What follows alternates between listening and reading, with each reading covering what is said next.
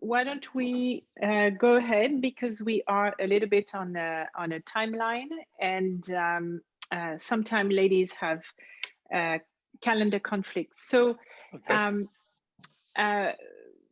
welcome everybody, and absolutely delighted to be welcome at the SoShiro House, showing and viewing and admiring the work of Crafting a Difference, which is a collective of 5 galleries. We have today, we're unbelievably privileged to have today all the gallerists plus 1 artist per gallery. Brian Kennedy, who is our host today, is also the curator of the exhibit, and he's going to take us top to bottom through SoShiro House, the 4 floors.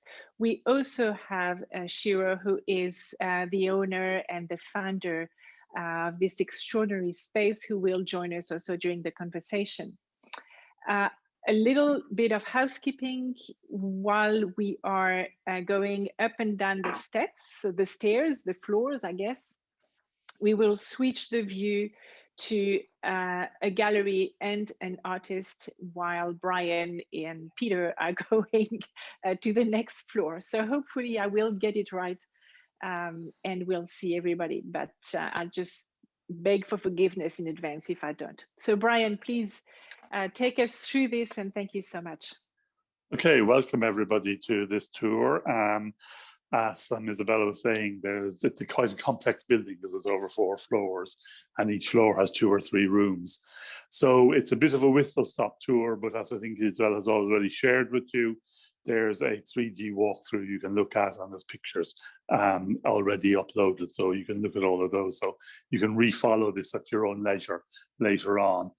And a bit of background, when first lockdown happened, I think the 5 galleries started talking, and we're all very concerned about the negative impact that the lockdowns are having on the sector and how many things are switching to purely digital.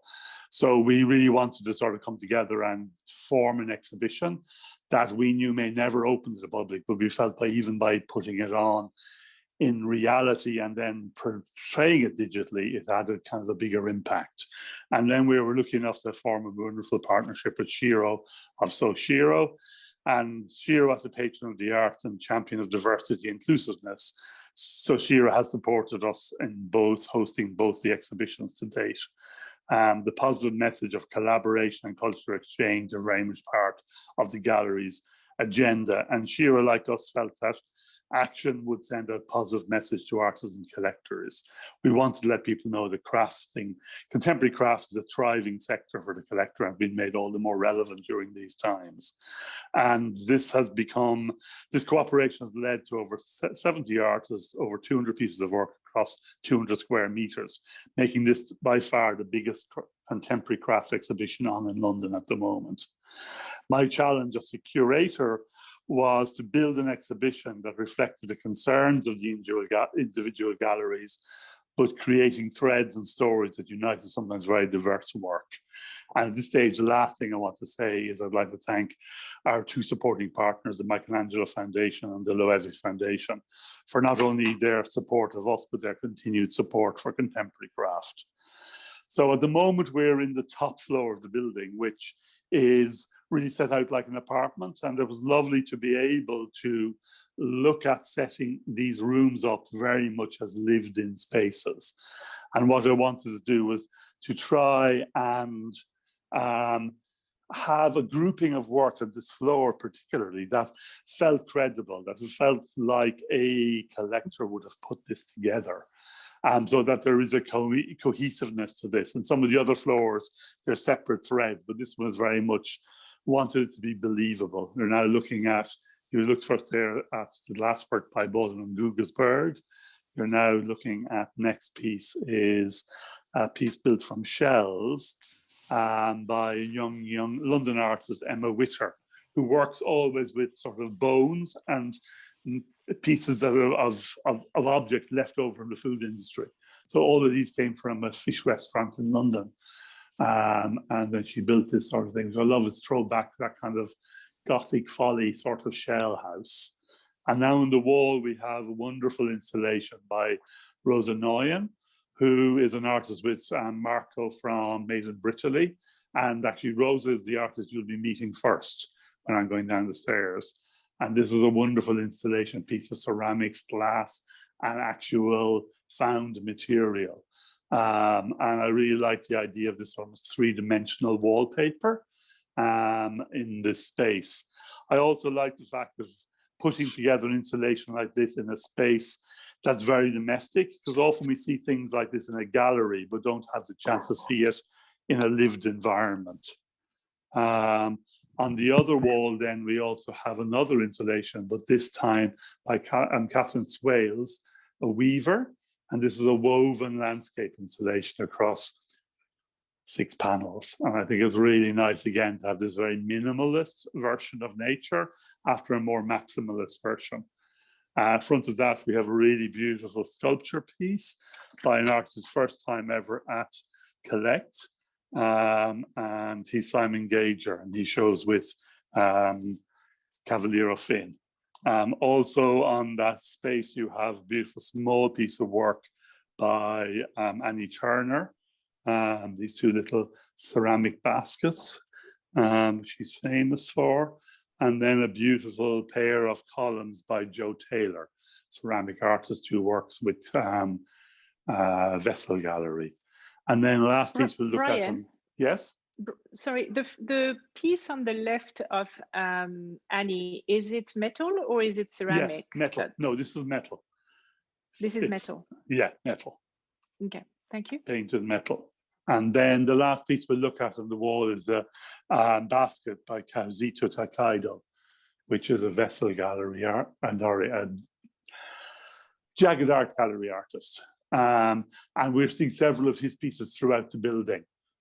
He always works with material he actually has from his own garden.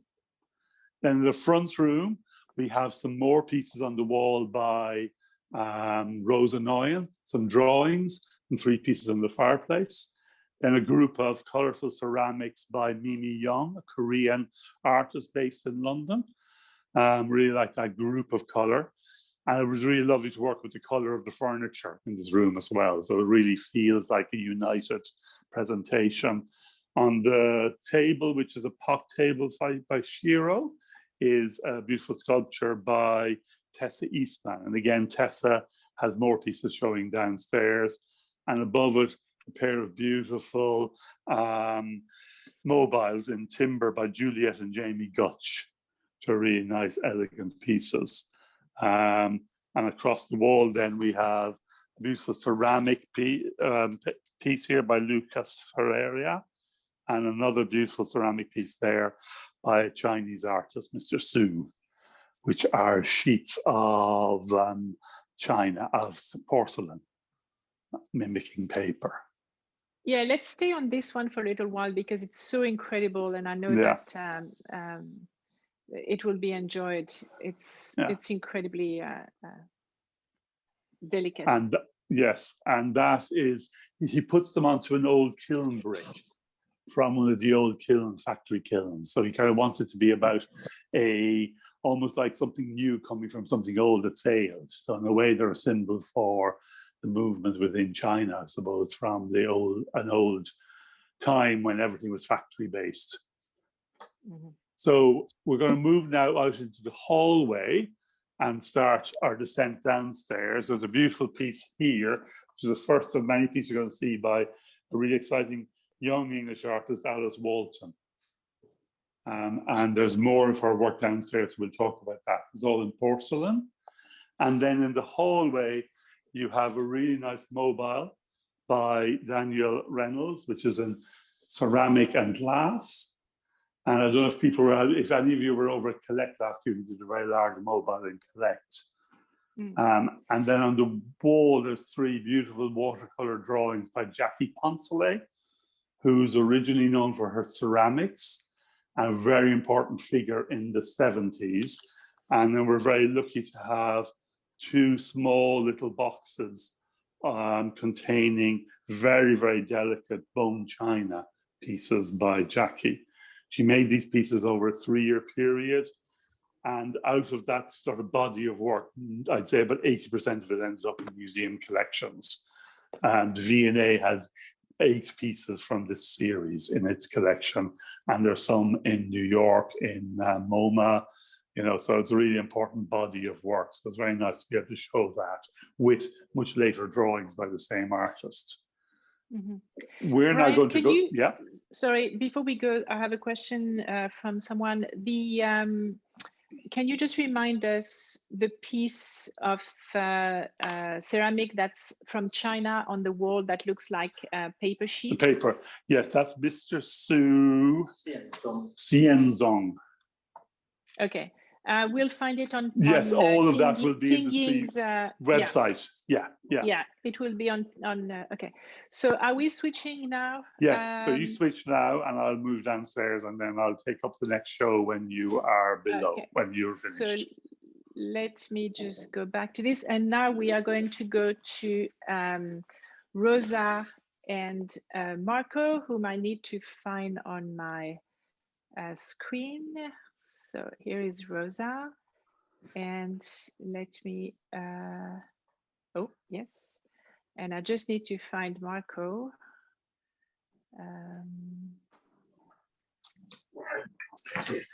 Here you are. Let me just put the spotlight on. Oh no, yeah, add spotlight. Here we go. We should see both of you side by side. Amazing, it worked. Good. Okay, so I'll just give you a very quick introduction about the gallery, and then I'll leave the word to Rosa to introduce her work. So our gallery is called Madeinbritaly, and as the name clearly states, we focus on the connection and between Italy and Great Britain. Not just because I'm an Italian living in London, but because we focus on the connection in terms of the prominent role that applied arts had across century, across history in these two culture and societies. And if you think about it like as a classification of minor art and fine art, it wasn't existing until centuries ago, and especially during the Renaissance in Italy. And then if you think how applied art and craft has been important in the UK, in Great Britain, as a reaction to the Industrial Revolution and the arts and crafts movement led by William Morris, dreaming of an utopical world where everything which is functional should also be beautiful. So is this quest for a synthesis between beauty and functions that is the fil rouge, the trait d'union that we try to follow. So I now want to I'm really pleased to give the word to Rosa and Nguyen to present her work. We started collaborating with Rosa quite recently, and I'm extremely pleased personally because I discovered the work through an exhibition, and actually purchased one of our works because I literally fell in love, and we had a very successful collect last year at Somerset House. Please, Rosa. Hi, Rosa. It's lovely to meet you. Thank you for inviting me. Well, I suppose the best thing to start is I'm going to walk you around my studio and just hopefully can give you a bit of a flavor of, you know, how I work and what I do. But so you're going to see, like, I've got lots of plants in my studio. So all my work is about nature and really our sort of our relationship to nature and our holistic area.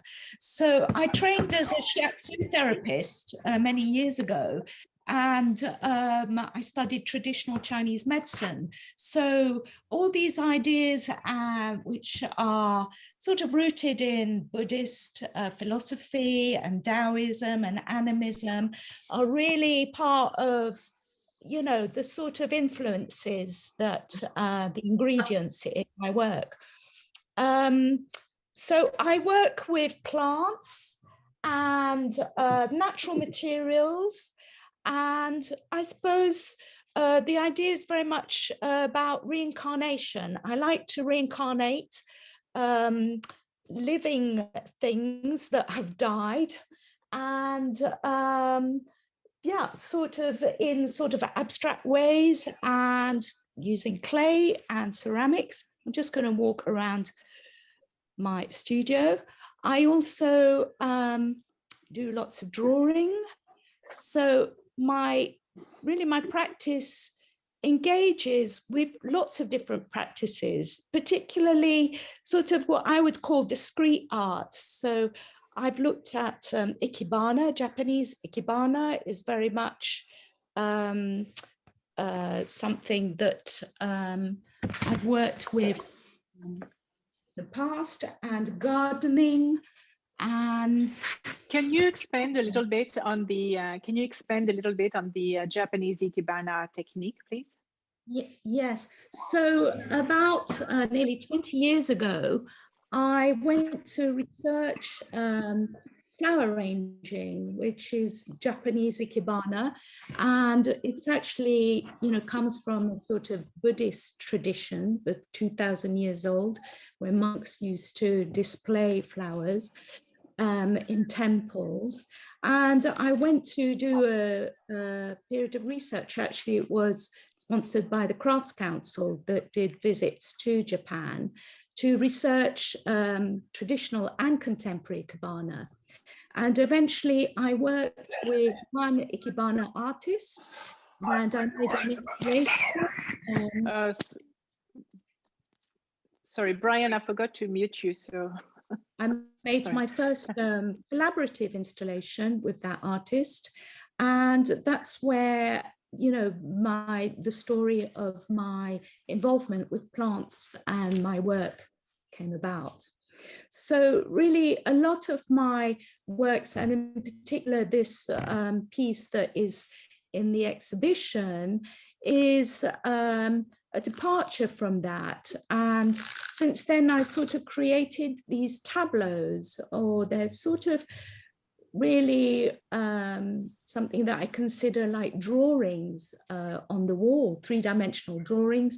I mean, Brian had mentioned three-dimensional wallpaper. So I actually did a few years ago a very big 9-meter installation at Compton Verney with William Morris wallpaper. So I integrated my work with the pattern in William Morris. And in fact, I called it Gardening with Morris because it brought into elements of gardening, which I've become really passionate about, even though I don't have a garden in London because I live in a flat, but I bought a very big amount of land in France where I've created a garden. So all the plants and the elements that I use are actually from my garden in France. So you might see here, there's some root pieces. I've got wood. So this piece is similar to one of the pieces that is in the installation in the exhibition, is made with some fig tree woods from my figs. So I regenerate and reincarnate quite a lot of the plants. This is a piece where it's actually all the dead plants that I've dipped in clay. So I've regenerate it or reincarnate it into new landscapes in my studio in London. So they're sort of winter gardens. Yeah. That's amazing. I think that love the coral look of it too, which is quite remarkable. Thank you so much for this little quick tour of your studio. I know that the pieces are on the website, and we can all get in touch with you. So we're going to go back now, I think, to Brian, who must be ready on the next floor. I just need to find the camera because there's too many of us on the sorry, let me just, for whatever reason it doesn't show in the right order. Brian, or I need to find the camera. Here we go. Crafting a difference. No, I can't find the camera on the screen. Here we go. All right. Okay. Brian, over to you. He's on mute. Oh, hang on. I need to unmute him too. Sorry. I think next time I'm going to get an assistant. It's so complicated. I think you're doing an amazing job. There's just too many.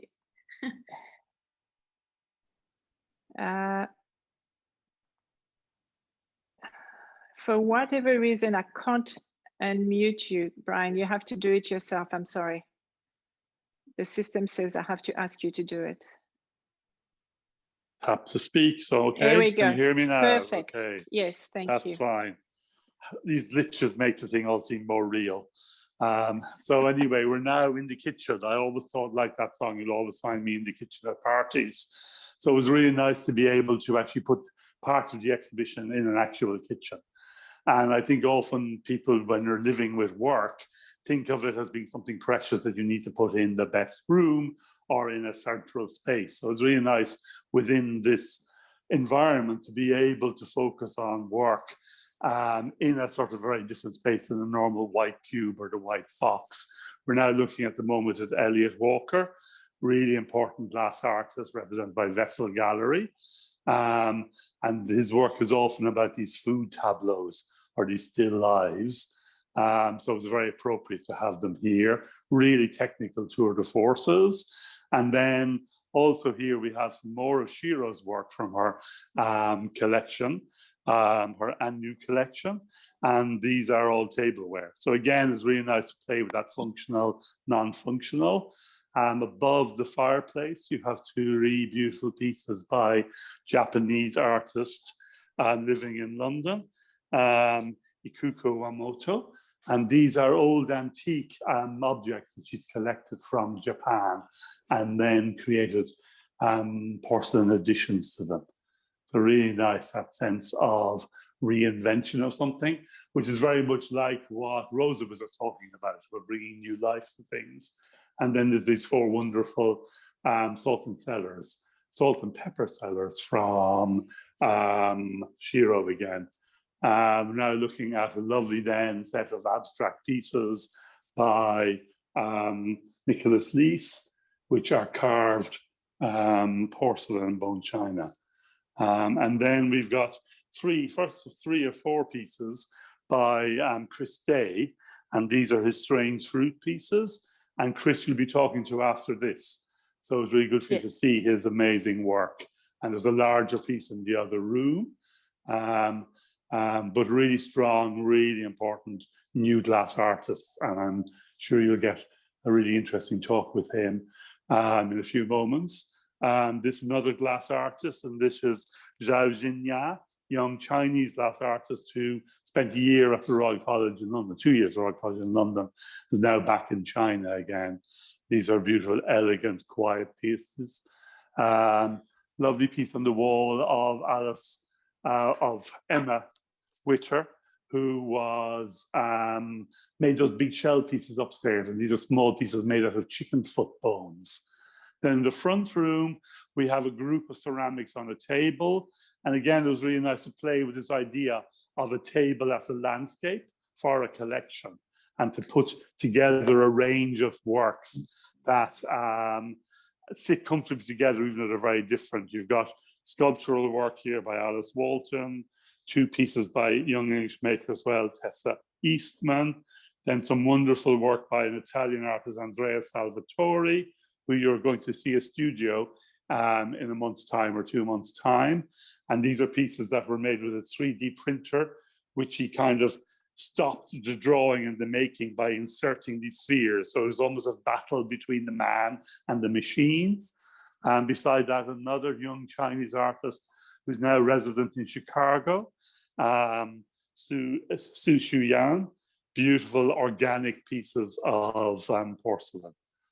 Can I just interrupt here? Can we just say on Shu's place? Yeah.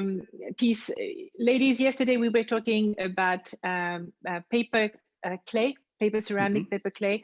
This is what we were talking about, and we have on the group Sally, who is doing her master's in ceramic, and she was explaining to us what paperclay is. So I just wanted for the group to have a good look at that. And then behind you now we'll swing around and show this, the other piece of Chris Day's work, which is called Emmett Till, and he will tell you more about it when he's talking, but wonderful news is that the V&A have just purchased this for their permanent collection. So I think it's a major milestone in Chris's career, and it's wonderful when exhibitions like this become the place where major pieces of work are bought by major institutions. In terms of another piece is over here, which I'd like to sort of focus on for a moment, is this wonderful installation on the table, which is Ashraf Hanna. And he's a very important Egyptian artist who's now lives in Wales. And this is a piece inspired by the colors of pebbles on the beach in Wales near where he lives. So a really nice, quiet, contemplative piece. Who's representing him? And he's represented by Cavaliero Finn. Okay. And if we quickly move out to the corridor and see two larger pieces by Ashraf, which are much more monumental in scale, which are quite wonderful, and really kind of very different scale to the other pieces. I'm just showing kind of the range of his work. And then a really interesting piece here, which is by mother and son. It's a collaboration between Valeria Nascimento and Lucas Ferreira, who we saw the piece upstairs by Lucas. And this is his mother's piece in work, and then the background is his work. And they're both represented by jaggedart. So I think I'll now hand you back to Isabelle, and you will speak to Vessel and to Chris. That's right. So let me go back to and while you're doing screen. that, Peter can be panning until you turn him off. I'm going to mute you, Brian, and Chris, I found you. So here you are. And then,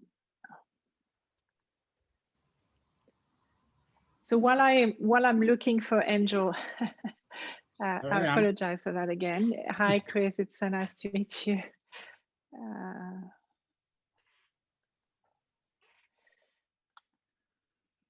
There we go.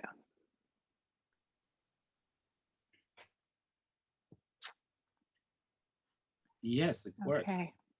It works. Wonderful. Thank you, Brian. Thank you, Isabelle. Okay. Yes, I am Angel Monzon from Vessel Gallery in London. Our gallery specializes in glass and ceramics and applied art. We've been around for 20 years, and we take care of established studio glass artists of museum quality works, and also emerging new artists where we take them and build them up. Two great examples of that are Chris Day, now in front of me, and the work of Elliot Walker that you saw on the kitchen island with a still life of fruits.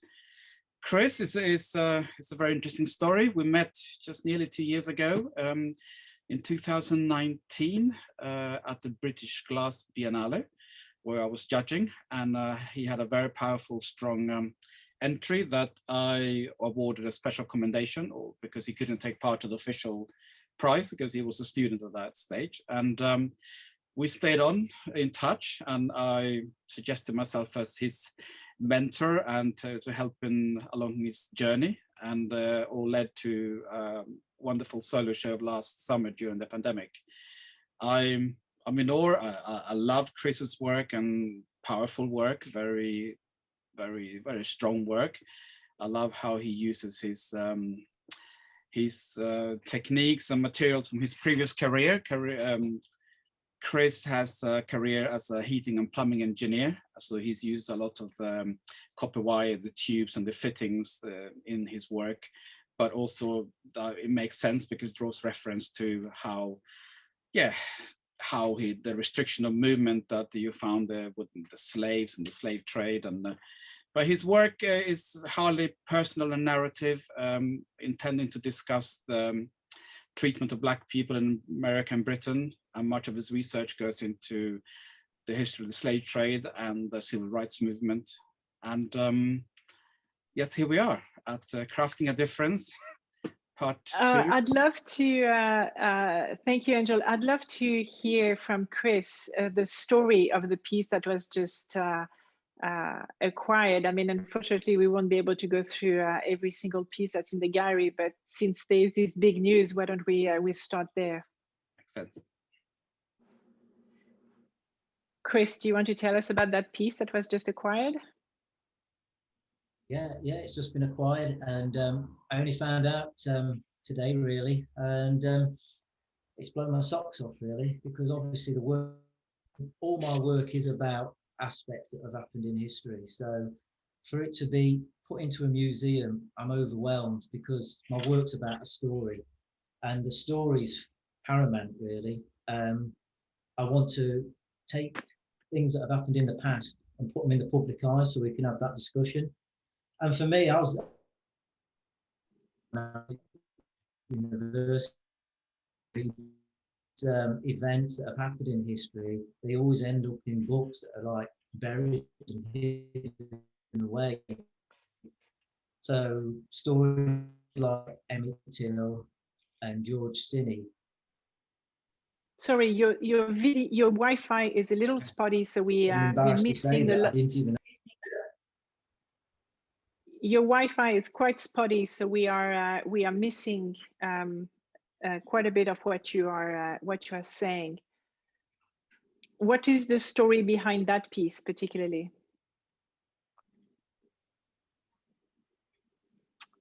Maybe Angel, you can. Can you hear me? Yeah. Can you hear me? Yeah. Yes. Well, the piece is titled Emmett Till. A very tragic story back in the 50s. A young boy, I think he was 14, 15, 16 at the time, from Chicago, went to visit his family in Mississippi, and he was allegedly whistled at a woman in a store, and he was chased and lynched and murdered and wrapped in barbed wire and shot and thrown into the swamp or the river. I don't know exactly where it was, Mississippi River, I guess. And the perpetrators were never brought to justice, but it was such a horrific murder. So the mother, when she took her son back to Chicago, she decided to have an open casket funeral, which lasted for nearly a week. It was overseen by hundreds of thousands of people. And it's pretty much almost the beginning of the civil rights movement. So a very powerful story. And you can see how Chris has tackled this tragedy in his work, which pays homage to the young boy. Can we hear you now? Can you hear me okay now? Much better, yes. Yes, it's perfect. Oh, okay, sorry about that. So yeah, so these stories, they've always been hidden in books or on the internet now. We're so lucky that we've got the internet. And I just wanted to produce a piece of work that, like Angel said, that gave homage to Emmett and brought it out of a book so everybody could look at it and have that discussion.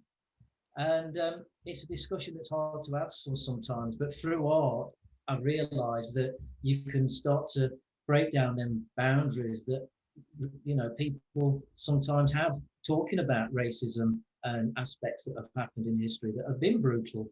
You know, Emmett Till's death was absolutely horrific, and it's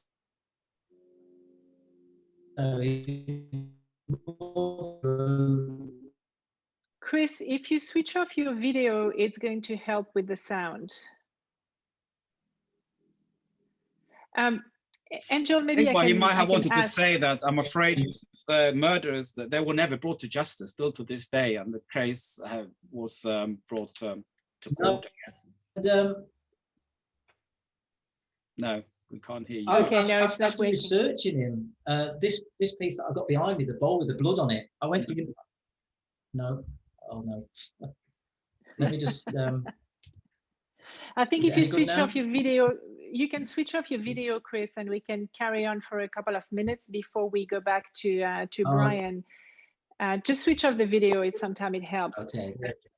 What I wanted to ask you. Is that any better? That's much better.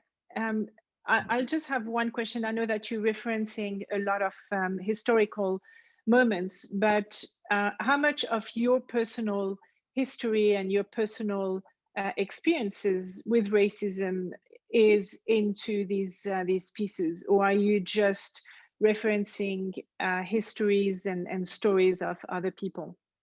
No, definitely not. So as soon as I started researching into slavery and the civil rights movement, obviously I had to move on a bit. And the only way that I found it was that researching into these gave me the confidence to actually tackle my own issues of being mixed race. So people don't even realize that being mixed race, there's been a lot of social injustice just because of that. And for myself, you know, I don't feel as if I belong. A bit like being with Angel down in the gallery, you know, and I've had this conversation with him in the past, is that I didn't feel that I should be there, the same as that I shouldn't be how I am. So I've done a piece called Imposter Syndrome, because that's sometimes how I feel, as if I'm an imposter. You know, on the outside I look black, but obviously on the inside I'm white as well. And to try and fit in two parts of society, sometimes you don't really fit in. So a bit, you know, there's quite a few bits of my work where I have referenced my own cultural background, and you know, I'm still battling with that fact, but it's getting better. You know, with Black Lives Matter and what happened with George Floyd, it brought society together, and it put everybody under that umbrella of being black. You know, everybody was demonstrating, white, black, or brown.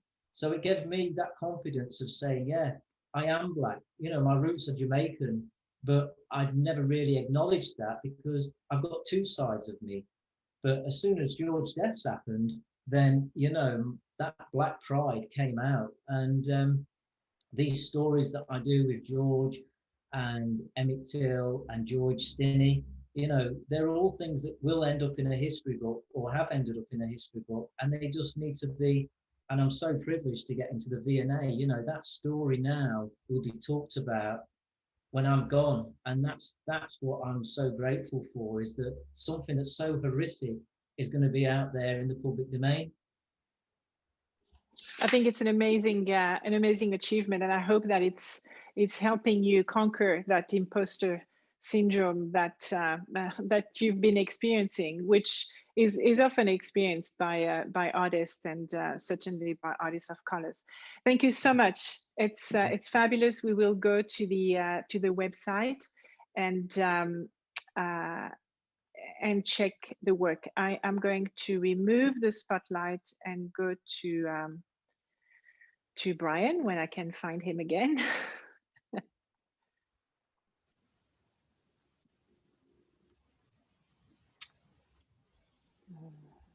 I should be on audio now. Can people hear me? Yes. Okay. Okay. And then while you're finding Peter, I can start talking about the room we're going to look at now. Has really been influenced by nature, and was really a starting point of nature was these wonderful cactuses that are on the windows of the building here in central London. So that idea of this sort of oddity of those within this sort of kind of Georgian building in a way was also about the fact that during the pandemic, so many artists were looking, and so many people were looking at nature in a different way. So it was really nice to use those as the backdrop for the work within this room. We're now looking at pieces by Nina Castle-McGarva, another really exciting glass artist that Vessel represents. And then we're going to move across the room, look at the herb wardrobe that is part of the Shiro collection, but has been now taken over by the Cactus World. And again, it was nice to play with that object and nature within the room. There's a wonderful monoprint on the wall by one of Andrea's artists from Jagged Art and Patricia Swanell. And then on the wall above the fireplace was this beautiful second basket by Kazuhito Takaido. And as I said upstairs, like he works with all the raw material, our work he's grown, or work that comes from his garden.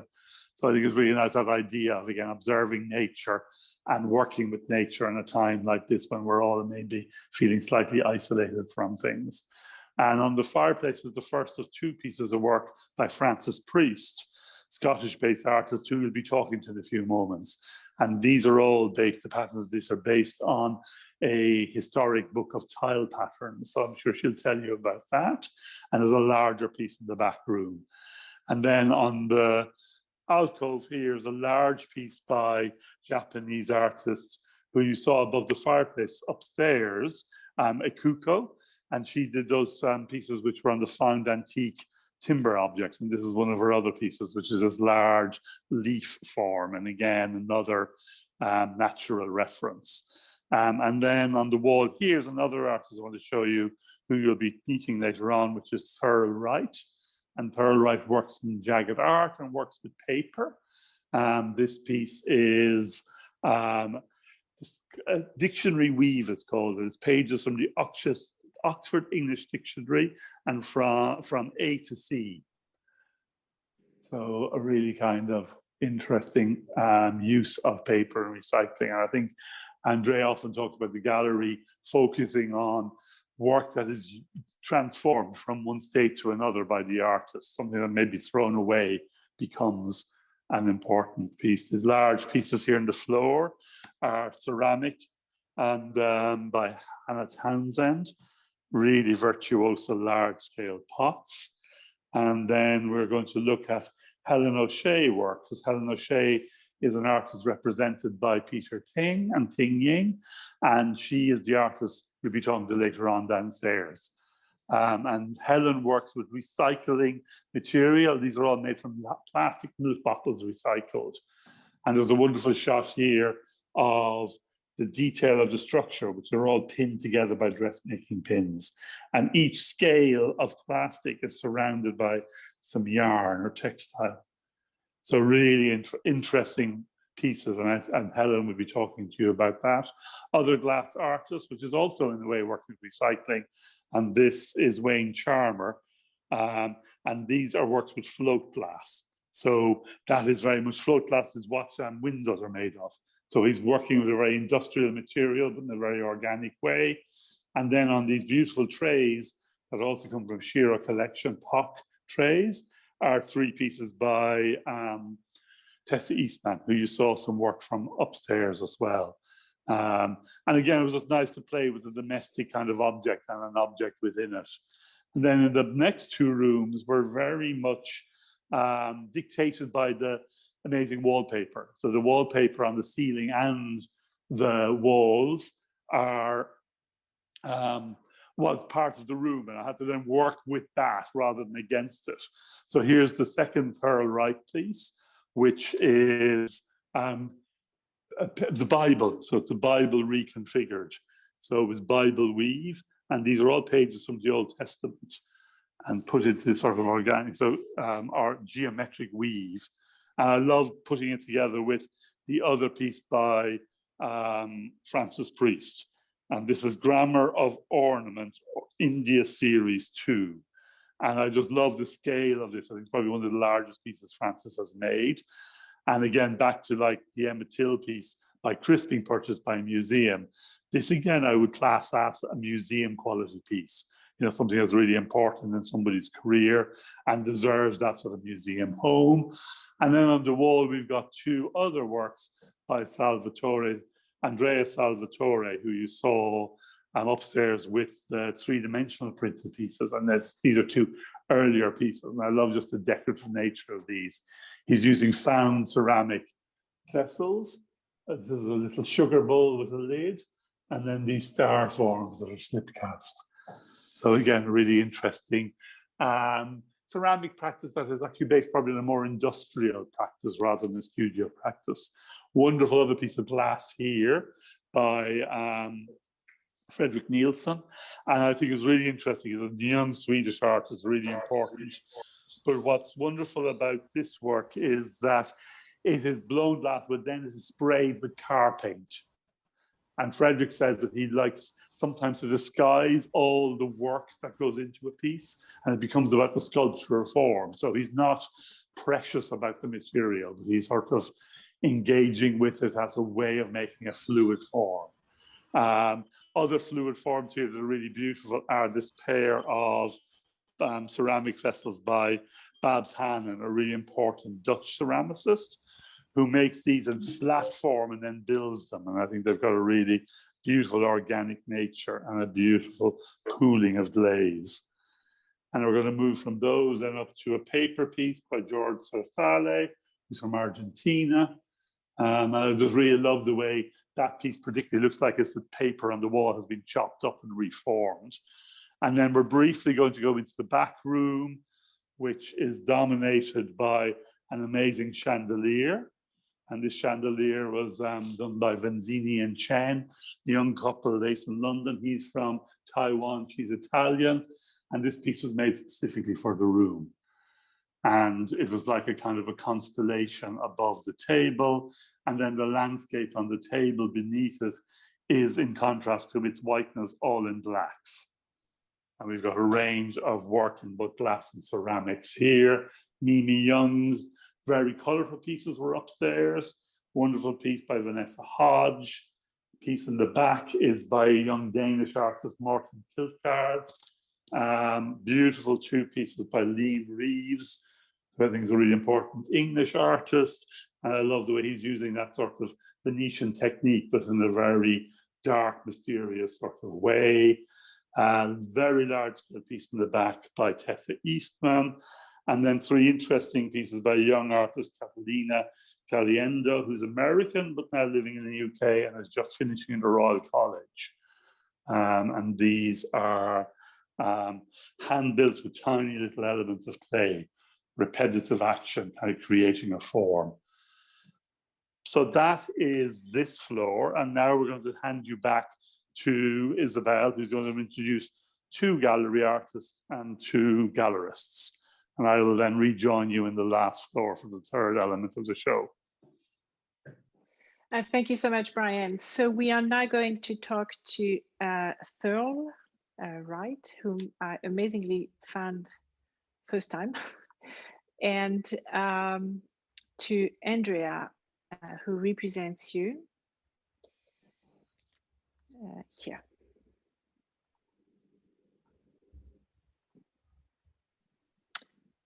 Welcome. Thank you so much, Andrea. You are muted, so if you can unmute yourself, please, because I can't do it for whatever reason. Here. There you go. Thank you. Hi, Isabelle. Thank you for having us, Andrea. I mean, we've done some talks together, but we've never had Thurle on the call. So maybe give us a little bit about your gallery, and then we'll admire and talk to Thurle. Yes, the gallery was established in 2002, and we focus on three-dimensional works made out of wood, paper, grasses, ceramics, textiles. I love the idea of materials, of artists using existing material and giving it a new life or preserving it, like maps or books or envelopes or letters, or things that maybe in the future will not be used or that maybe we disregard. So I like the way that artists preserve that. I think my dogs are about to bark, so excuse me. That's okay. Yes, we also, most of the artists that we work with, they have you will see they're extremely patient, as Kazuhito, the works that Brian showed before. So there is time is very important in the creative process, and there is a knowledge of material and, great craftsmanship. I love how they are turned into something different. And well, I will let you now, and let her explain about her works, that I am always surprised when they arrive in the gallery. They're always different, they're large, they're small. The two works that Brian showed there in Crafting a Difference are quite large and a little bit like installations, but her works are also smaller and they come framed. I have one here at the back, and it's a William Morris work. It's based on one of his poems, so they have different sizes, etc. So, but over to Thurle now. Thurle, I'm particularly excited to talk to you because I just bought one of your pieces, which I can't wait to see in person. and it will be a gift to my daughter, and I can't think of a better artist to give her to start her collection. I love the fact that you work with words. Do you want to tell us how you started that? Yes.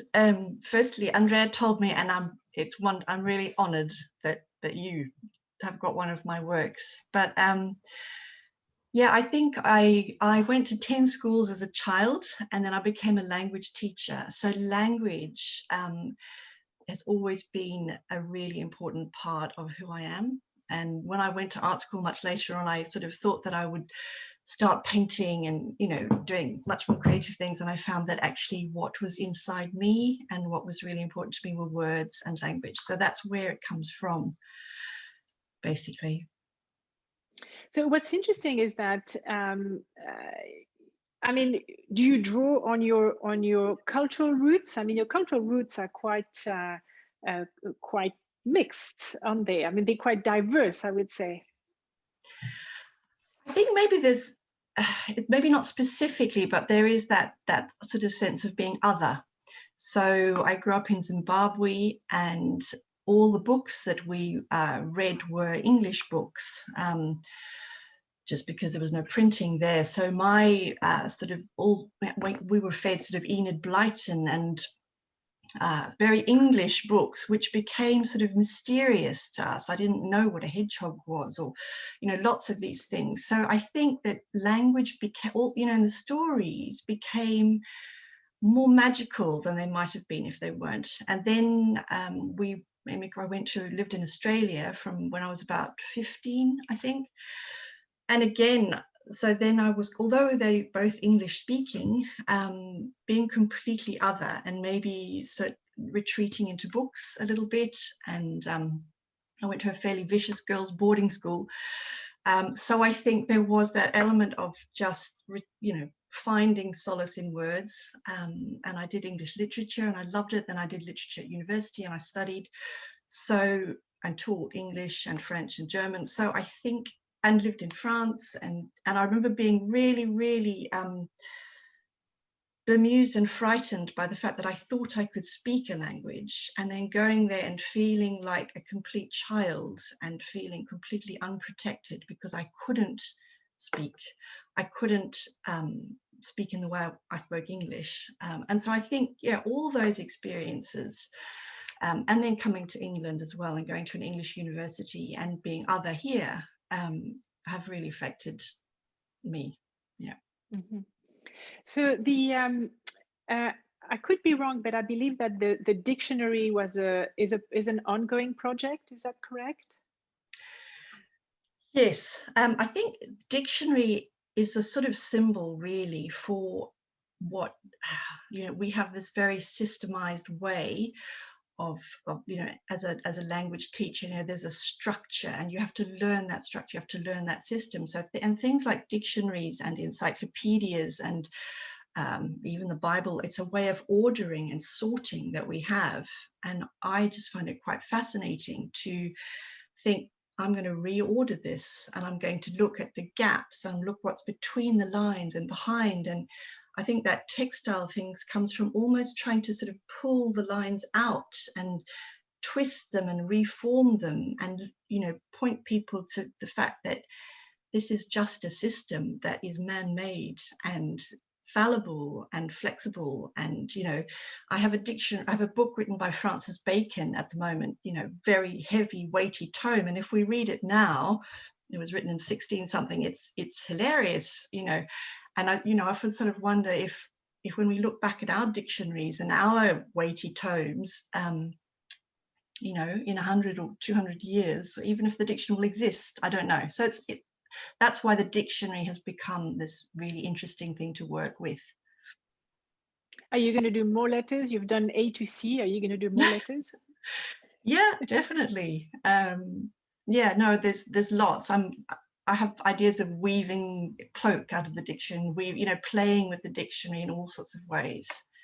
So yeah, that's amazing. Well, I can only recommend to everybody to look at your pieces in great details, because I know that when I last time I saw them, I think it was at Collect last year, unfortunately, and you can completely lose yourself into them, the pattern, the words, the folds, it's just exquisite. So thank you so much. It's a real privilege to have you today. I'm going to go back to Brian.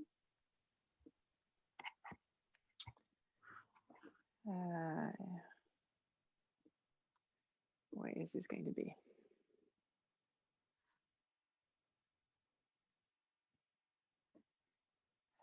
Actually, Brian, would you mind just hello?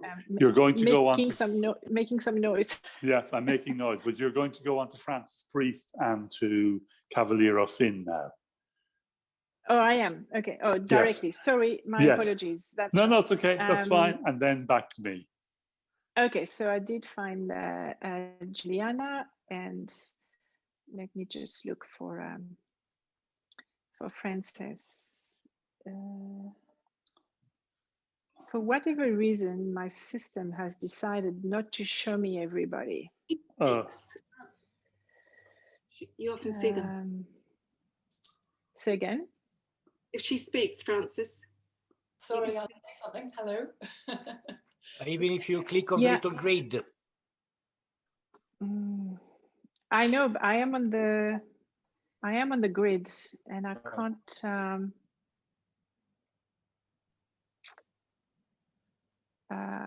So let me just. Frances, would you mind just saying something, and maybe you're going to pop up. If you can start talking, maybe you're going to pop up on my system. So I'm in my home studio today, which is up in Edinburgh, which was set up during. Here we go. You found me? Yes, I did find you. Okay, fabulous. Well, thank you both for having us. Juliana, we met for the first time in September last year when you were at Chelsea Harbour, and completely fell in love with your gallery, and Deborah's gallery. So I'm delighted you're here. Tell us a little bit about you, and then we'll discover Frances' amazing work. Hi everyone, I'm Juliana Cavaliero, one half of Cavaliero Finn, and my business partner is there, Deborah Finn. And we've been a business together for 17 years now, and we've been representing artists sometimes at the beginning of their career, some midway through, and some more established. And quite a few of our artists are already in museum collections, and we are drawn to so many things about the artwork, the colour, the form, the technique, the skill, and the narrative, really.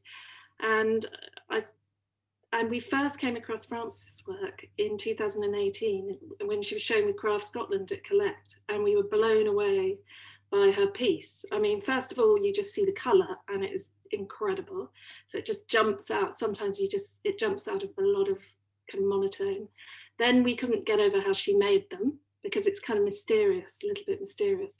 And then just her form, but more importantly, I think it was when she started talking about her story.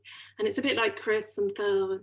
So what makes their work so unique is their narrative, and Rosa's. And I think that makes that artist sort of so recognizable and collectible, really. And so Frances' work is already in museums. She's in the National Museum of Scotland, she's in the Fitzwilliam Museum, she's in Museum in Korea, in Italy.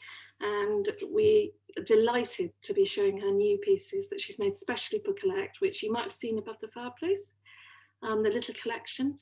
And so I'm going to maybe get her to talk about the work. If you want to see any images of those, just Deborah can share our screen. I don't know if that's Frances, you can tell us. I'll hand over to you now. Okay, so well, there's some pieces behind Frances, so maybe she could just pick one or two and show us. Absolutely. This is a mini version of the large bowl which Brian showed you. So yeah, I work in lots of different scales, and the kind of main focus of the work is exploring languages of ornament and pattern. So looking at them from a formal point of view, the way that the patterns work and interact with one another, but also looking at them in terms of cultural history and in terms of the history of place, And so the collection that I've made, which was on the mantelpiece, responds to a collection of pattern books from the linoleum industry in a town called Kirkcaldy here in Scotland. And I've been aware of this collection of pattern books for some time. And during this last year, I managed to get access to them, which was quite difficult actually, given the situation that we're in. But anyway, Gavin Grant, the curator at Fife Museums, kindly let me spend a few hours leafing through these pattern books. And this collection of objects emerged from that research. I like to make work that gives a sense of the fugitive nature of pattern and the fact that ornamental motifs get picked up by artists and designers and get used and changed and evolve, and that they can move, they can sort of chart the progress of a particular culture, or they can chart the progress of industry. So through the works and through an exploration using drawing and drawing into the surface of the clay, I start to try and kind of pick those things apart a little bit.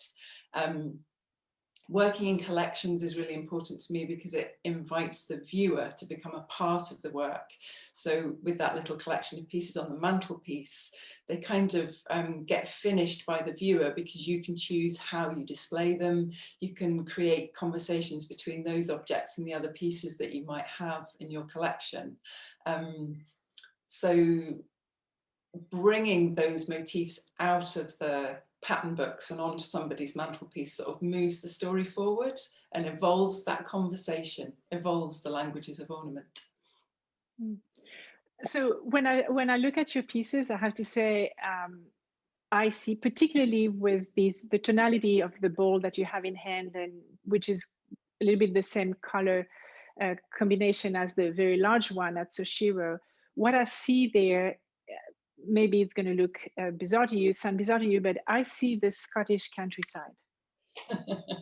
It's extraordinary that softness of the light in Scotland at certain time of year on the land with no trees. This reminds me very much of that. Do you think that in terms of, you say that the evolution of patterns is linked to industrial processes and all that, what about the current phenomenon, particularly in Europe, around immigration? And all these mix of population is bound to have an effect on the patterns that we're going to see appearing in our societies, whether on wallpapers or in fabrics or on furniture, china, because we have such an enormous mix of style through the cultures. Is this, do you think? Indeed, but I don't think that that's a contemporary phenomenon. I mean, I think that speaks to the history of Western Europe and the empires that we've built, and you know, the stories that we've taken and brought back to Europe. And a particularly important book to me has been The Grammar of Ornament by Owen Jones, which is a compendium of pattern from around the world. But it's very much built, constructed, presented from an empirical point of view. And so it puts Britain at the centre. And I think certainly over this last year particularly, that book has been with me for a very long time, but starting to really understand that and understand those histories is becoming more and more important in my thinking, and how to start to speak about that history, I think, is going to be something important moving forward in the work. But I think that's the story of languages of ornament universally. I've just started work on a project with a stone carving workshop in Jaipur, and we're looking specifically at Persian references. And so there's obviously you know, an Islamic influence coming into that, but we're looking at a temple which has been built in New Delhi. And so those movements of pattern, those movements of languages of ornament is a kind of, has been forever, I think, not just a contemporary phenomenon. No, I agree. My point was just that at the moment, it looks like we are at a particularly dense happening of a possibility of what's going to come up in future years, because there's such an intense mix of population at the moment that's happening, certainly in Europe, with all the, maybe not in England, but in all the continental Europe, very much so. So I think it's full of potential, and it's joyful, and the interesting, you know, pushing together of different cultures is always going to create exciting new things. So yeah, a vibrant time in that respect. I agree. Thank you so much for welcoming us in your home. It's wonderful to meet you. So, Brian, I'm back with you now. Okay, can you hear me now? I can hear you. I just need perfect. To, okay, and Peter is going to find the video. I need to find you. It's okay if I keep talking. Yes, do please keep talking. It's very interesting to actually have moved from Frances Priest and her sort of pattern to the front room, because in a moment you'll be seeing a lot of geometric pattern in a way. So it's really kind of a timely link to move from one artist's work to a very different work, but also involved in the same sort of investigation. Now, I can see me, but can you? Yes, we are good to go. Thank you so much. Okay, good to go. So we're now in the final room of this sort of a bit of a whistle-stop tour of a very dense exhibition. But that's what I was trying to say earlier on. It was really trying to actually make sense of so many different things and different floors. And in the final room, this iteration of the show came very much about geometry and about maybe monochromatic. And this was led to by the selection of the work. And I suppose the starting piece for me is the piece on the wall there, the piece we're going to show you now, which looks like a very simple minimalist grid. And this is by Hannah Townsend, who made those two very big vessels up in the first floor room. And these are actually a kind of an image made out of her test tiles. And these are all glazing tests and color tests. And then the other piece is all the written formulas and the code references that she has to those tiles. So each one relates. So it was really nice to have such a minimalist piece that also is in a way of showing all the skill and the knowledge of materials that underpins all the work in this exhibition. I mean, that's a wonderful thing about craft, is its sense of materiality and investigation and that understanding of material. It's sold as a diptych. Is it sold yes. As a diptych? Okay. Yes, yes. And then we're moving on then to a table of whiteness after, I suppose, that grayness. And these are three beautiful pieces. First one you'll probably recognize is Andrea Salvatore piece. And he did those small star pieces. So it's from that same series. And this wonderful sort of classic urn. You have then a beautiful bone china piece, or not bone china, sorry, porcelain piece from Dehua by Peter Ting. And this wonderful flower maker, Chai Dung. And then you have another piece by Peter here, which is hand-thrown in porcelain with these pearls. And these pearls come from the Buddhist tradition in Dehua of pearls on the waves of the foam of the sea. And what's really nice for me that all these three pieces speak of an industrial tradition, the faience tradition and the Dehua tradition, which are much more factory traditions rather than studio traditions. So I think that's really interesting to have that reference point to a different tradition than the classic Japanese studio tradition, which dominates so much craft. And then you've got two beautiful woven tapestries by Karen Penny, who I think is the first time being shown at Collect. So really nice again, other form of the same grid as the ceramic grid, but very much about wool and about dyeing and about cloth. And then that grid reference is taken up again in the center of the room with a very different tradition. And you're talking about the different clashes of traditions in Europe at the moment, in England. And then these are these beaded detailing, which is on the cabinetry by Shiro. And this is African beadwork from Kenya. And again, that geometry has another tradition, another history. And then on top of the same cabinet, you have these wonderful pieces by Björk Halsdorter, who's originally from Iceland and was trained as an architect and then moved into ceramics. And I think you see her architectural referencing within those pieces. Second piece by, remember the pink metal piece on the top floor? This is the second piece by the same artist, Simon Gager. Again, a first time being shown at Collect. And an interesting new artist from Cavaliero Finn. And I love the way there's a movement between sculptural objects and, you know, vessel objects, or, you know, and that double tradition happening. Beautiful ceramic pieces. There's three altogether, a black one and a white one. And this is by an artist based in Spain, but born in Britain, Nicolas Arroyava Portela, and I've probably crucified his name. And really interesting work. And I think a nice reference point between those and the Babs Hannon pieces on the first floor. Now looking at a great piece of glass by a young artist from England, and her name has gone completely out of my head, Bethany Wood. And these are two new pieces, another one in the other window that were created especially for the show.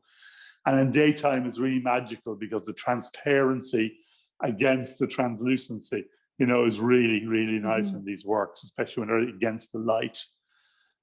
Between her two pieces of glass is another piece by Nicholas Lees, who you saw a small piece in the kitchen. This is a larger grouping of vessels, and they're in Parry and grey Parry and bone china and porcelain.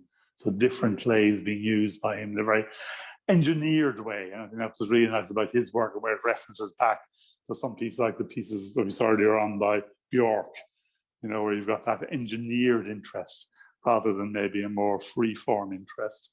Very interesting then in the corner, as total contrast to all this black and whiteness, are these wonderful pieces by Italian artist Francesco Raimondi, who again is looking at that Southern European tradition of decoration and faience.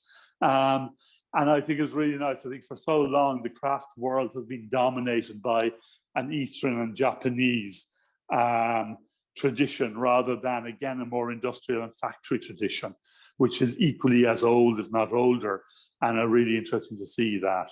I think it's, again, part of what you're talking about, Francis, that sort of globalization and those changing voices that come from different historical backgrounds. We're now looking at the last of the work in the exhibition by Kahuzito.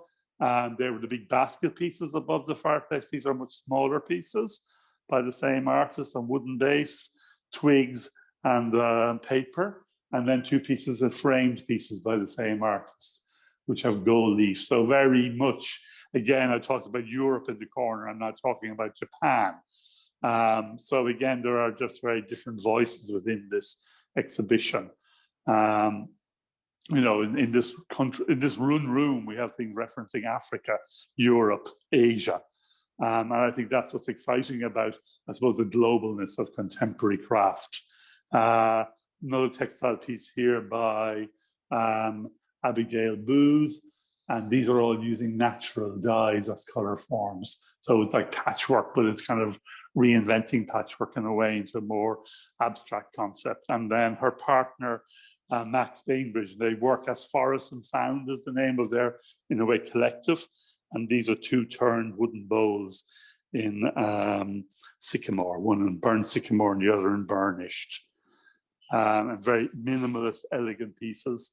And now quickly, the last room, which is in a way much more figurative room. It's dominated by these sculptures by Denise de Cordova, one in wood and one in ceramics, both of which have these sort of tokens of elemental sort of materials hanging off them, stones, magic properties. And they sit on these pair of lacquered cabinets by Shiro, which are to hold medicine. So I just really like that idea of the figurative with her medicinal properties and magic properties on a cabinet that was made to hold potions and lotions. Also in this room, we have a lovely piece by Jeffrey Mitchell, an artist from America, ceramics, and it's a combination piece of these letters, gilded letters alphabet, and these small vessels. And they're inhabited by these animal forms that his work is famous for, really interesting, witty kind of artist who references a whole history of decoration and the decorative object. He also talks about the fact that he likes the things to be clunky and poor looking, almost like folk art, rather than looking like they're skillful. Last piece by Alice Walton on the wall, another one of her wall sculptures with these ribbons of clay. And then we're going to look at a very large ceramic piece by another Japanese artist based on the tradition of the Korean tradition of the moon jar, but very expressive pieces. She was a Loewe finalist for the Craft Award and has really developed a very strong body of work on these like large expressive forms and vessels. We're lucky to have this one. It's very hard to get work by her. Beautiful Brian, paper cutout. sorry to, yes. I know that you guys are on a time scale, so I just want to tell you that it's 25 to, and we still have Shiro and yes, and Helen O'Shea. So yeah, I'll leave it to you, but I just wanted to tell you. Yes, yes. So anyway, we're just finished at this stage. So these are the last pieces. This is another ceramic artist using nature, and this is Marta Pachon Rodriguez from South America, and now living in Italy, Colombia. And that is kind of the whistle stop tour. You can now line up Shiro, I think, first, and that'll give Peter a chance to set down the camera and turn it on himself, because he has to move from cameraman. So maybe if you introduce Shiro now, and she could say something about the space and her work, and then transfer back to Peter. Absolutely. Okay, thank you all for this, and all the information is on the links that we sent, so you can actually look at that with leisure. Thank you so much, Brian. Shiro, you welcome us in your home. This is amazing. Yeah. Thank you very much. How did the idea come up to you of creating this extraordinary space? The idea was all about trying to change how art is going to be, and craft and design is going to interact with people, and putting it in a setting that was very warm and allowed lots of conversations to take place. And so the space is a house, but it's also, we refer to it as an artistry, because all forms of art we plan to have all that kind of different poets reading, recital, artists creating installations for the space. So it is a house where all forms of art can thrive. Mm-hmm. So do you approach the artist, or they approach you? Do you create collaborations? How do you furnish the house? So what SoShiro does, we tried, the main driver behind what we do is to try and bring different artistries to different aesthetics that are mostly maybe hidden or forgotten, or some of it about to get extinct. So we take those art forms with an artist, and we look for the artist who is pursuing those art forms in some way. So that's their space.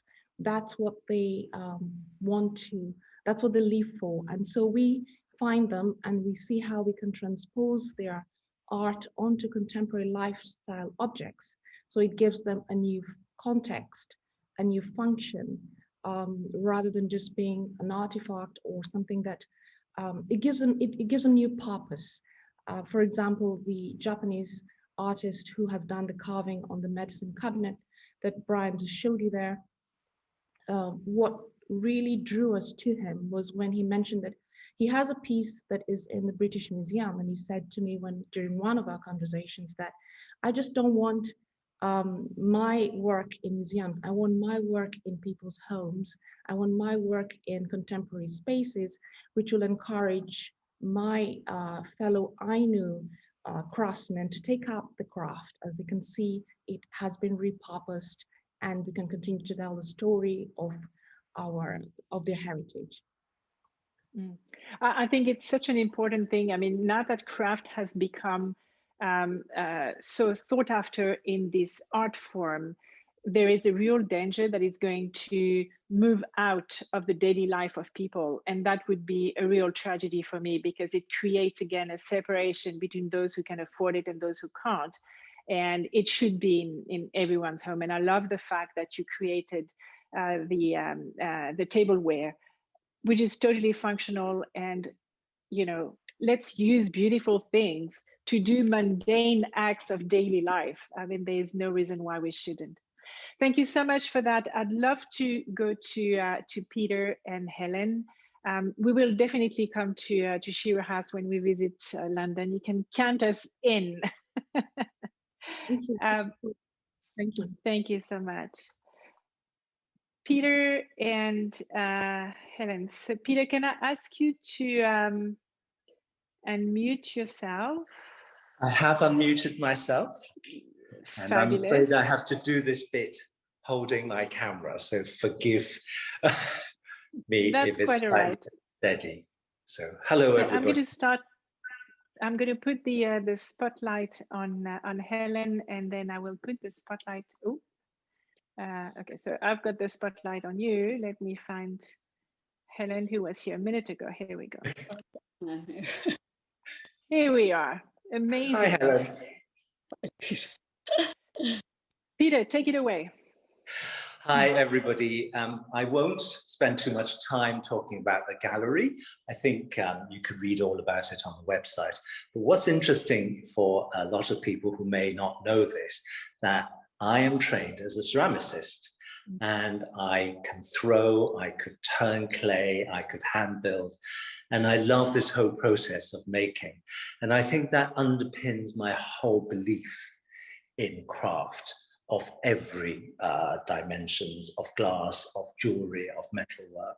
So what's important for me is that for people to know that I trained as a craftsman. I became a design director for Thomas Good, and I was the homeware director for Asprays at Bond Street. So I've worked in the commercial sector as well. And now I'm kind of, as a hobbyist, looking at this gallery sector. So I really understand what people are looking for, at what stage of the career they're in. And talking about stage of career, I've known Helen for a little while. Her first pieces of work were found plastic bags from the beach, which she embroidered into amazing objects, which I loved.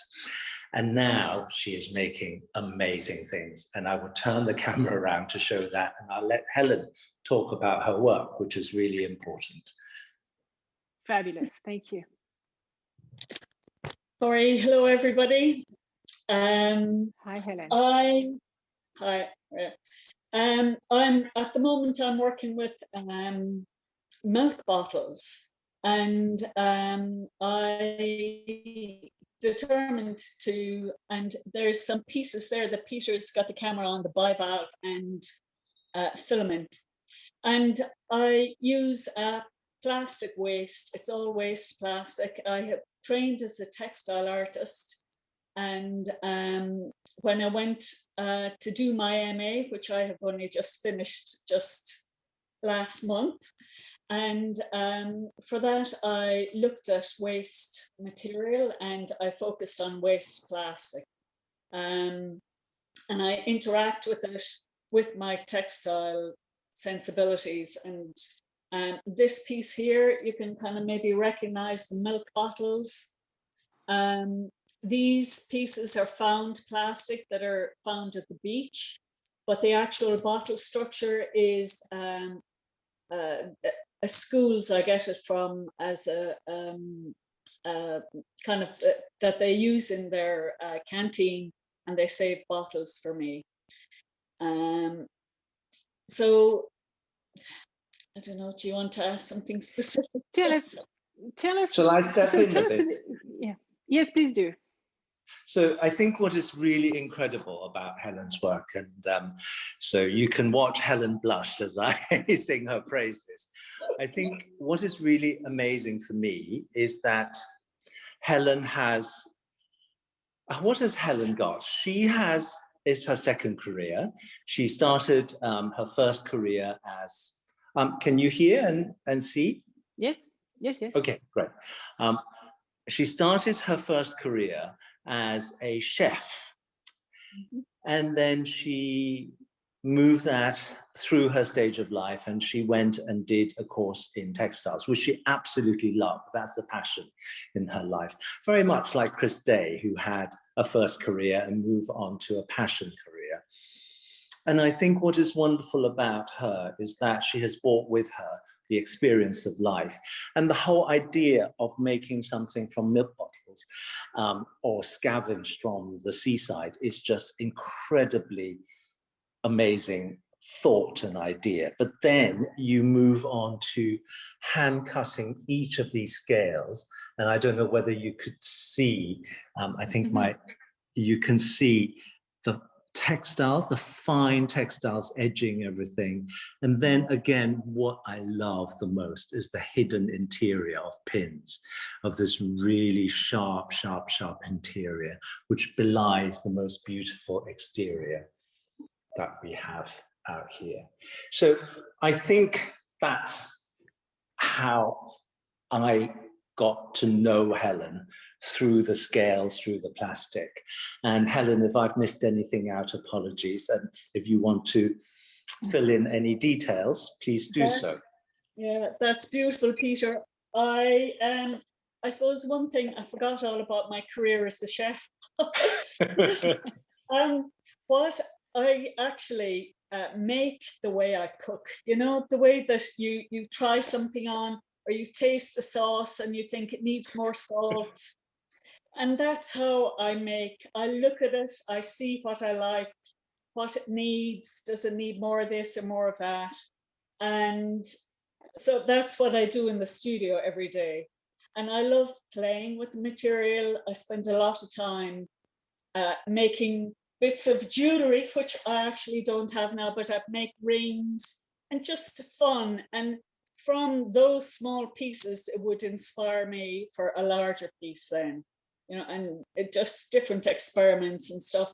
So it is a real process with the material, learning what it can do and how it speaks to me. And if there's time, Helen, can you talk about your experience in Iceland? Oh, yes, yeah. I went to Iceland years ago in 2015, and I went there. I'm very interested in physical geography, and I wanted to look at the volcanoes and the glaciers and all that. And after I went there for a month and had a wonderful time, but when I came home, people were saying, what was it like? And I kept telling people how amazing the people in Iceland were for reusing materials. And they eat lots of fish. So they had used all these waste fish skins, and they developed a process to turn them into really lovely leather. So a material that they threw away, they now had a function, and they could make these beautiful goods from. And I thought that is such a wonderful idea. And I felt, you know, it's something that I can apply myself to. And when I was swimming on the beach one day, I picked up a piece of plastic and I said, this is what I'm going to work with, and see what I can do to develop and to make it beautiful, to spend lots of time with it, and encourage people to see it in a different way as well, so we can envisage a new way of being with all the plastic that we've created here. So thank you, Helen. It's the perfect example of bringing value and preciosity and value through your work and through your skills. And I think that's really craft, that skill that you use to transform objects that intrinsically have no value. So that's absolutely amazing. Thank you so much, Helen and Peter. I'd like to go back now to maybe Brian and to everybody, because Okay, we're coming to Brian. the end of our series. I know that you have another session right now, so I don't want to take up too much of your time. Thank you so very much. I'm sure those ladies stay on the call. It has now become our gossip channel, so we'll stay on this call to exchange ideas. And I'd like to thank all the gallerists and the artists. It has been an amazing privilege to be with you, to be able to interact with you when we are all so far away, and to really feel that we were right next to you and almost handling your beautiful art. So thank you so much. I am sure I will have some questions, which I will be sure to send to each one of you. And thank you so much. So travelers, quote unquote, stay on the call, and artists and galleries, thank you so much. We'll see you soon. Thanks very much. Thank you. Bye-bye. Thank you. Bye. Thank you. Bye-bye. Bye. Thank you. Bye. Bye. Bye. Thank you.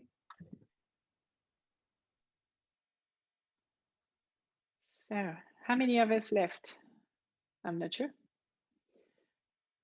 4, 5, 2. Hi, I'm here. Hi, how did you like that?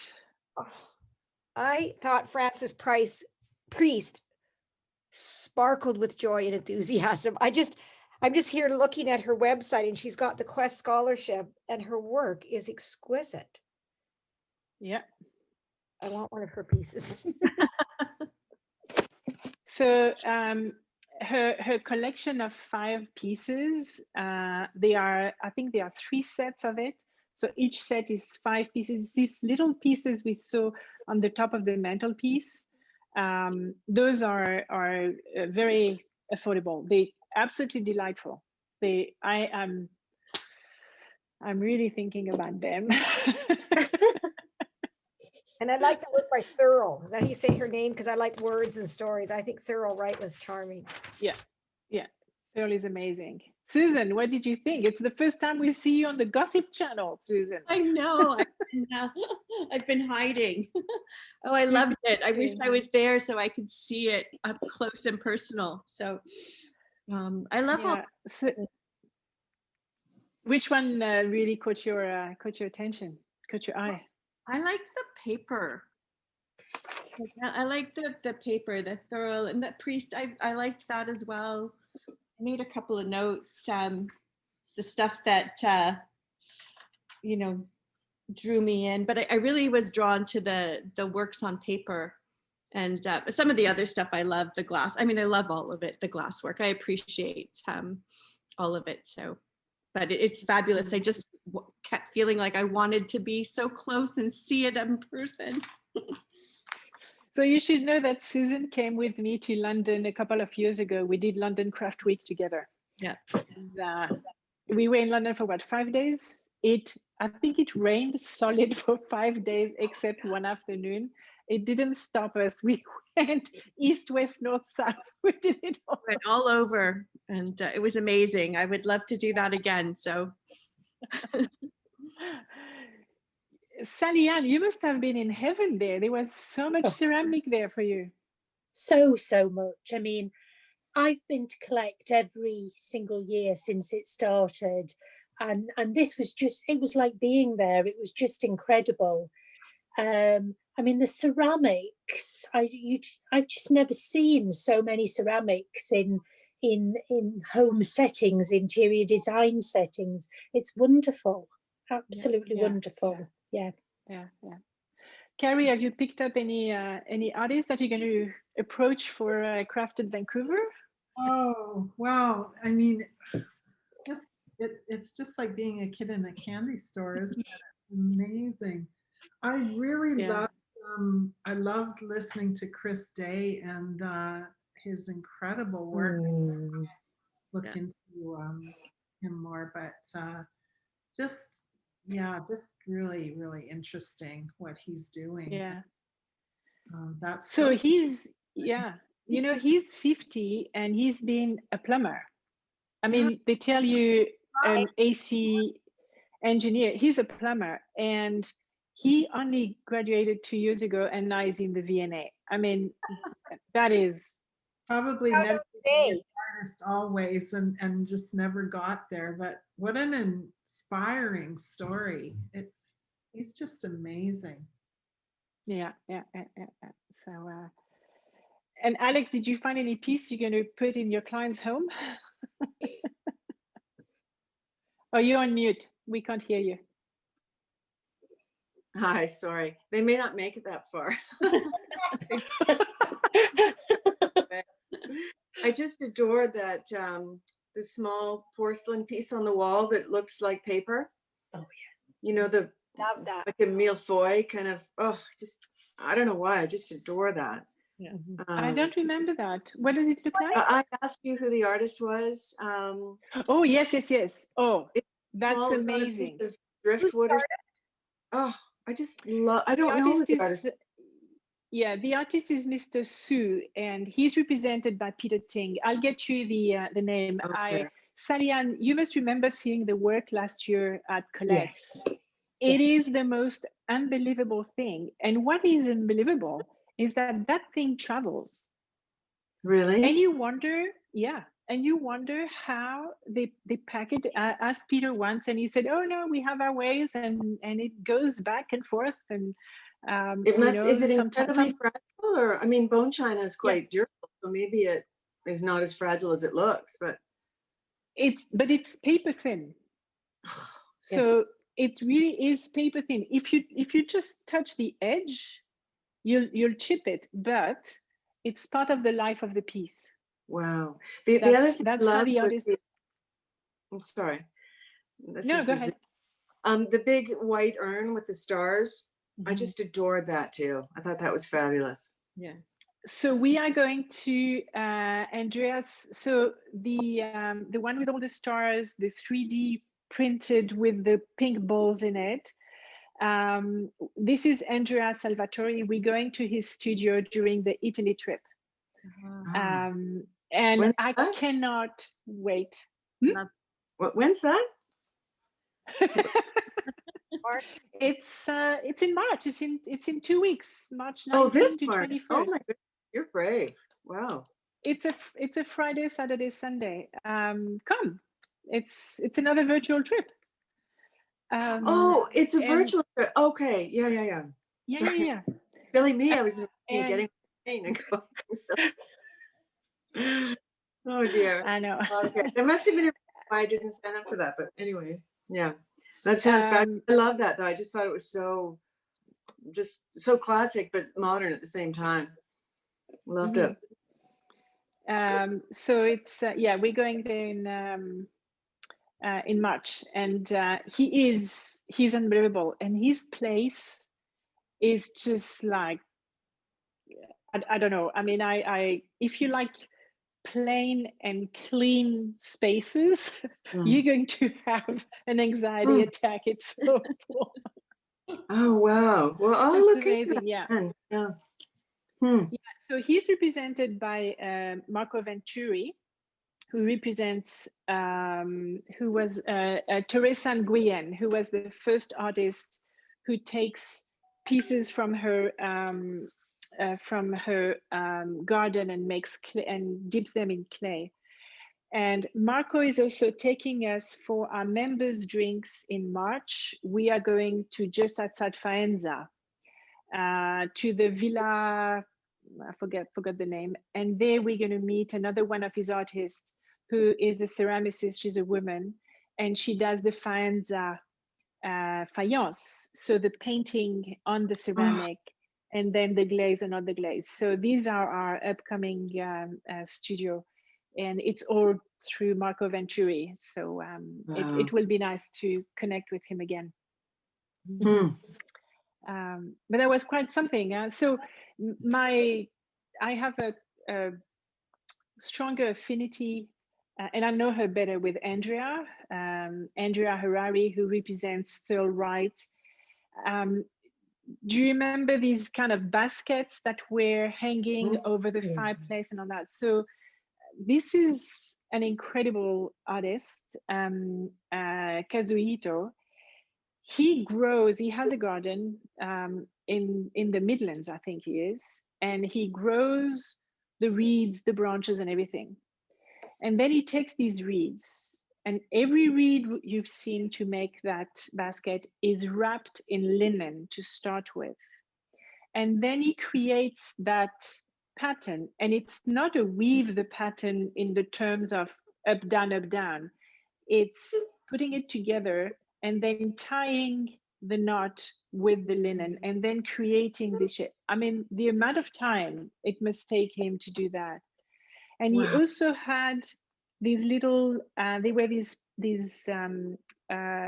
wall hanging with the branches, and you had these circles that look like flowers.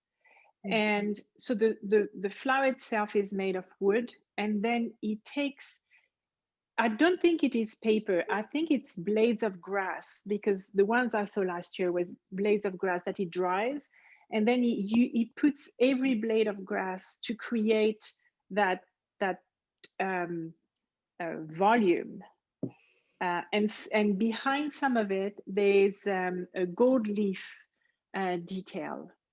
It's unbelievable work. It really is.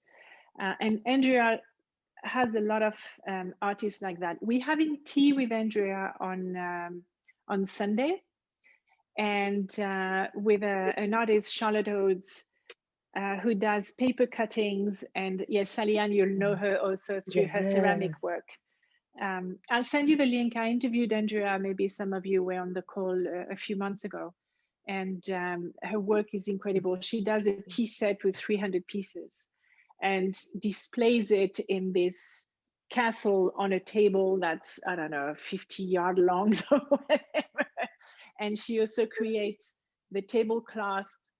And as you follow the pieces, her motif, her character is women. And you see these women who are walking from a teapot to a saucer to a teacup, and every woman has a message.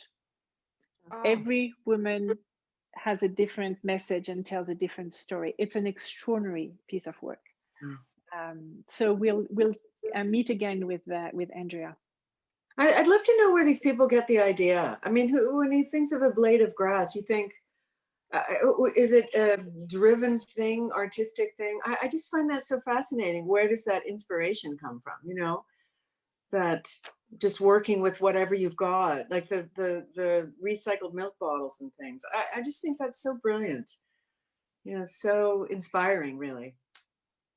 I think that artists have a capacity to detach themselves from reality and from all the intellectual, artistic, preconceived structured that we have been fed, quote unquote, through our daily life. And they are able to dissociate themselves from that and look at things differently. It has to be, I think. It's incredible. Kathy, what do you think? Yeah, no, I agree. I thought it was interesting how, oh my God, what was her, Helen, talked about how her visit, like it's a layering process. And then I think there's this aha moment. But when she was in Iceland and saw how people repurpose the fish skins and the scales, I mean, really what you see her doing is petals. It feels like fish scales to me. That's what I first thought. So I think she, and her textile background, I just think that suddenly all these things come together at a single moment, or it may not be this epiphany, but I think that if they're looking at things with an open mind and think outside the box, they're just naturally searching for something that just feels right. It's like a piece in a puzzle. I think they suddenly think that's what I want to do, you know, and then they do a body of work, and then maybe they tire of it and she'll move on to something else, maybe bottle caps, or I don't know, but all in the for her, the arena of repurposing and recycling. Whereas Rosa, the first one, she's very interested in nature and plants. So everything she does revolves around her garden. And maybe because she lives in an apartment in London, it's very concrete. The connection to nature and gardens, and maybe wanting to be in France when she is stuck in, not stuck, but in, you know, in a concrete urban world, that gives her peace. And it just, where she wants to spend her time is with nature that way. So I think, everybody has a unique, again, it's all back to story. It's what story do they want to tell? I think that it all goes back to what do they want to spend their time doing? What story do they want to tell? What do they want to leave? What story they want to tell? And with Chris, it's about his identity. That is the most important thing to him. You know, that's so I think it's sort of the root of the core of each person of what they want to explore and understand better, I think. That's well said. Sally Ann, you're an artist. How do you think? Yeah, I agree very much with what you were saying. We had a talk this morning on my university course by a ceramicist, Daniel Williams, and he said so many things about sort of the layers and his decisions. And he actually spent 7 years when he wasn't doing ceramics because he'd lost his passion and he had no ideas. And then all of a sudden one day, some things came together and he set up a studio in the garage and started again. And he does inclusions. And he was saying to us, the biggest decision you make as an artist is what you're prepared to do and put up with to achieve your passion and leave your legacy. You know, are you prepared to teach, you know, 2 days a week in a school so that you can spend your time doing that? And he said, you know, once you make that decision of what you're prepared to do and give up, maybe on your income, then, you know, you're so open, go do the passion. Same with artists, like any kind of an art, like a writers. You think of people who write books and that they give up 7-10 years to write a book. The same thing. Yeah, late at night or early in the morning, and Isabelle, I have to go. I'm so sorry. Sure. No, that's fine. Absolutely. We'll see you tomorrow. Yeah, thanks. Great. Thanks so much, Isabelle. It was wonderful. So welcome. I have copious notes just scribbled down. I got to go through and look at them. But what another wonderful day. And I like the whistle stop tour. I thought he was What amazed me too is, despite coming up with all of this, you're a master technician, and I don't know how much you get to hear. You're gonna have to sit back and go and look at the recorded things because you're responding to everybody's WhatsApp message and want to know how to. You're juggling 10 balls at once, and you know, with good questions for the artists, good questions for the gallerists, and then worrying about somebody who can't get onto the Zoom link. So I think you're amazing. That's okay. Thank you. I just have one last question I'd love to hear from Carrie, because you are in touch with so many artists. I mean, that's what you do. What's your take on the question that Alexander was asking? How do they approach? How do they see things? Sorry, repeat that question again. What do you hear from artists on, how do they look at a blade of grass and suddenly decide to make art? Sure. Well, when I was thinking about that as everyone was talking, and I think that if you are living an artist life, that you do. It's part of your life to take those moments of pause to look at the world around you and to look at what inspires you. And so I think it's the same, like some, from what I hear is that some artists just are in these terribly inspiring moments in their lives and they create, and then sometimes they pause, or they might go on residencies, etc., like just to try and